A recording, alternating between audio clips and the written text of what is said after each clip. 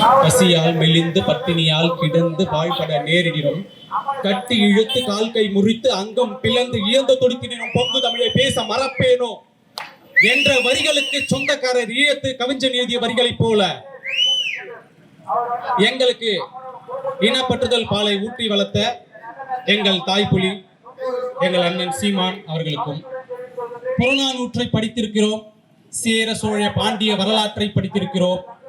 சேர சோழ பாண்டிய வரலாற்றில் மூவரையும் இணைத்ததாக ஒரு வரலாறு என்றால் அந்த தலைவன் வாழ்ந்த காலத்திலேயே நாம் வாழ்ந்திருக்கிறோம் என்ற ஒரு பெருமையோடு, அந்த பெருமையோடு பட்டி தொட்டி எங்கும் கொண்டு சேர்த்து அந்த தலைவனின் புகழை உலகம் எங்கும் அறிய செய்த என் தலைவன் பிரபாகரன் என்ற பெயர், அந்த ஒரு பெயரை உலகம் முழுவதும் பரவி செய்த இந்த நாம் தமிழர் கட்சியும் அந்த சித்தாந்தத்தை ஏற்று எங்க ஒன்று கூடியிருக்கும் உறவுகள் அனைவருக்கும் முதல்ல வணக்கம். ஒரே ஒரு விஷயம் மட்டும் முதல்ல நான் சொல்லிடுறேன். இந்த வார்த்தைய எந்த ஒரு அரசியல் கட்சியாவது சொல்லி இருக்குமா அப்படின்றத பதிவு பண்ணலாம். நம்ம நீ சாதிய பார்த்து போடுற ஓட்டு எனக்கு தீட்டு, சாதிய பார்த்து போடுற ஓட்டு எனக்கு தீட்டுன்னு இந்தியாவில் இல்ல, தமிழ்நாட்டில் இல்ல, உலகத்திலேயே எவனாச்சும் சொல்லி இருப்பானா? எவனாச்சும் ஒருத்தன்? வாய்ப்பே இல்லை, வாய்ப்பே இல்லை. சாதிக்கு ஒரு கட்சிக்குது, மதத்துக்கு ஒரு கட்சிக்குது. என்னடா இது, சாதிக்கு ஒரு கட்சிக்குது, மதத்துக்கு ஒரு கட்சிக்குது, நடிச்சுட்டு வந்தா அவங்களுக்கு ஒரு கட்சிக்குது, இவங்களுக்கு ஒரு கட்சிக்குதுன்னு 1008 கட்சி இருக்குது. மொழிக்குன்னு ஒரு கட்சி இருக்கா அப்படின்னு ஒரு ஆதங்கம் இருக்கும் பொழுது, ஒரு இனம் வீழ்ந்து திரும்பவும் அந்த இனம் எழுந்து வரும் பொழுது அன்னைக்கு உருவாச்சு இந்த கட்சி, நாம் தமிழர்னு ஒரு கட்சி. அதனால உறவுகள் ஒன்னே ஒண்ணு தெளிவா புரிஞ்சுக்கணும். எளிய இங்க இருக்கிற எளிய மக்கள் எல்லாருமே எளிய பிள்ளைகள். யாரும் வந்து இந்த கவுன்சிலர் பிள்ளையோ இல்ல வந்து தலைவர் பிள்ளையோ எம்எல்ஏ பிள்ளையோ எம்பி பிள்ளையோ யாருமே கிடையாது. இவங்க எல்லாம் ஏன் வந்து ஒண்ணு சேர்ந்திருக்கிறாங்க? ஒரே ஒரு காரணம் தான், நம்ம அடிமைப்படுத்திட்டோம். நம்ம எல்லாம் அடிமையா இருக்கிறோம், நம்மள ஒடுக்குமுறைக்கு ஆளாக்கப்பட்டாச்சு. அப்போ நம்மளுடைய உரிமையை நாம தான் கேட்கணும். நம்மளுடைய உணர்வு உரிமைகளை எல்லாம் எங்க ஒரு இடத்துல மறுக்கப்படும் பொழுது அதை நாம தான் கேட்கணும். அதுக்கான ஒரு நேரம் வரும்பொழுது இவர்கள் எல்லாம் எழுந்து வந்துட்டாங்க. அதுதான் காரணம், வேற ஒண்ணுமே காரணம் கிடையாது. ஒரு மனித, அதாவது வந்து ஒரு வரிகள் ஒன்று வரும், வலியோர் தனி மெலியோர் மதித்தல் பாவம் அப்படின்னு சொல்லிட்டு, ஒருவனை வந்து ஒரு இடத்துல அசிங்கப்படுத்தியிருக்காங்கன்னு வச்சுக்கோங்களேன், ஒரு இடத்துல ஒருவனை அவமானப்படுத்திருக்காங்கன்னு வச்சுக்கோங்களேன், அந்த இடத்துல அவனை கௌரவப்படுத்துற விதம் ஒன்று இருக்கு இல்லையா, அதுதான் மரங்களின் மாநாடு, மாடுகளின் மாநாடு. எதுக்காகன்னா, ஒரு பெரியவர் மலை மாடுகளை மேய்க்க போகும்போது அந்த இடத்துல அவரை அசிங்கப்படுத்துறாங்க. அந்த இடத்துல உனக்குலாம் இங்க வந்து வரதுக்கு தகுதி கிடையாது, நீ வெளியே போன்னு சொல்றாங்க அங்க இருக்கிறவங்க. அந்த இடத்துலயே அதே இடத்துல மாடுகள் மாநாடு நடத்தின ஒரு கட்சி நாம் தமிழர் தான். ஒருத்தனை அசிங்கப்படுத்தின அந்த இடத்துல திரும்பவும் அவங்கள கௌரவிக்கப்படுத்துறதுக்குல அது நாம் தமிழர் தவிர வேற யாருமே இருக்காது. நீங்க என்ன பண்ணிட்டீங்கன்னு கேக்குறவங்களுக்கு இதெல்லாம் தெரிஞ்சுக்கணும், இதெல்லாம் தெரிஞ்சுக்கணும். எங்களுடைய வழி இங்க இருக்கிற தமிழர்கள் மீது அசிங்கப்படுத்தும் போது, அவமானப்படுத்தும் போதும் நாங்க வந்து குரல் கொடுப்போம். எங்களை தவிர யார் கொடுப்பாங்க? எங்களை தவிர யார் குரல் கொடுக்க முடியும்? நாங்க அதனாலதான் கத்துறோம். இந்த திராவிடம் மாறியும் வேற வேற கிடையாது. அவனுக்கு தேவைப்படும் போது அவன் கூட்டணி வச்சுக்குவான், கூட்டு சேர்த்துக்குவான், அதுக்கு காரணம் சொல்லுவான், காலத்தின் கட்டாயம்.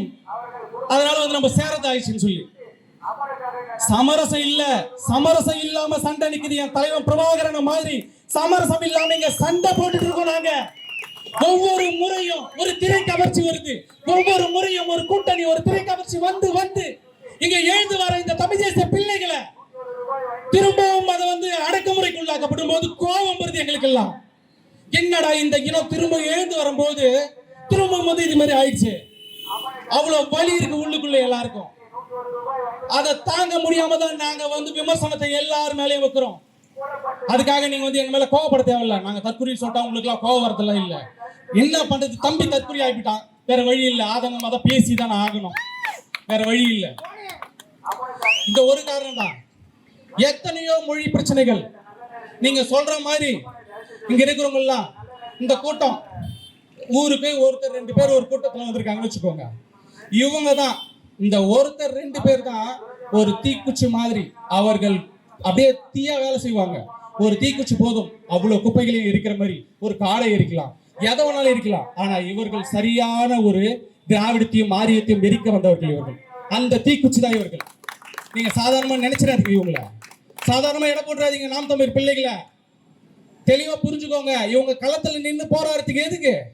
இவங்க எல்லாம் என்ன சம்பாரிச்சுட்டு பல ஆயிரம் பல லட்சம் சம்பாரிச்சிடலாம்னு வந்து இங்க நின்றுட்டு இருக்காங்களா என்ன? ஒண்ணுமே கிடையாது. என்னத்துக்காக வந்திருக்காங்க? இந்த இனம் இப்படி வீழ்ந்து போச்சு. திரும்ப திரும்ப சினிமா பார்த்து ஒரு பக்கம் மூளை மட்டி ஆகி போயிட்டு இன்னொரு பக்கம் வந்து குடிபோதையில் இருக்கான். உளவியலாவே உங்களை வந்து அடிமைப்படுத்தி வச்சுட்டு இருக்கான். சரக்கு போதை உன்னால யோசிக்கவே முடியாது, யோசிக்கவே முடியாது. சாயந்தரம் 6 மணி ஆனா கை நடுமா அப்படியே, ஐயோ என்னடா பண்றதுன்னு சொல்லிட்டு அந்த சரக்கு போதை போயிட்டு குடிக்கணும். காலையில இருந்து அவன் வேலை செய்வான். தினக்கூலி தான் எல்லாமே. இன்னைக்கு இருக்கிறவங்களுடைய உளவியல் என்ன தெரியுமா?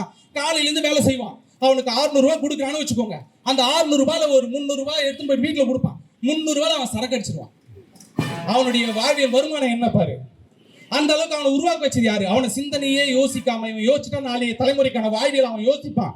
அதனால அவனுடைய சிந்தனையே இல்லாம ஒரு திரைக்கவர்ச்சி ஒரு பக்கம், மது போதை ஒரு பக்கம், சினிமா போதைகளை கொண்டு வந்தது ஒரு பக்கம், இந்த இளைஞர்கள் மத்தியில இந்த திரைக்கவர்ச்சியை கொண்டு வந்து திணிச்சு ஒரு பக்கம் கஞ்சா போதை, எங்க பார்த்தாலும் வெட்டு குத்து.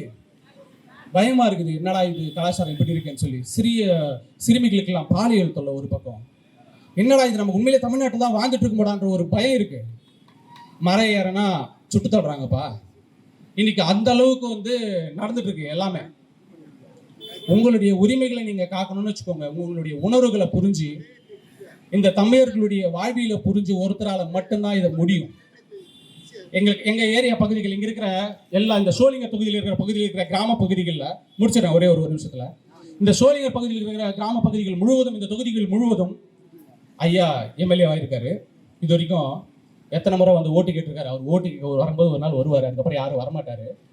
ஒவ்வொரு பகுதிகளிலும் வந்து அவர் ஓட்டு கேட்க வரும்போது, அதாவது அந்த 10 நாள் மட்டும் எல்லா பஸ்ஸும் நிற்கும். கிராம பகுதிகளில் எல்லா பஸ்ஸும் நிற்கும். ஏன் வச்சுக்கோங்க, ஓட்டு முடிவு வலிக்கும். அவர் 15 வருஷம் ஆட்சி பண்ணிட்டாரு. அந்த 10 நாள் மட்டும்தான் பஸ் நிற்கும், அதுக்கப்புறம் பஸ் நிற்காது.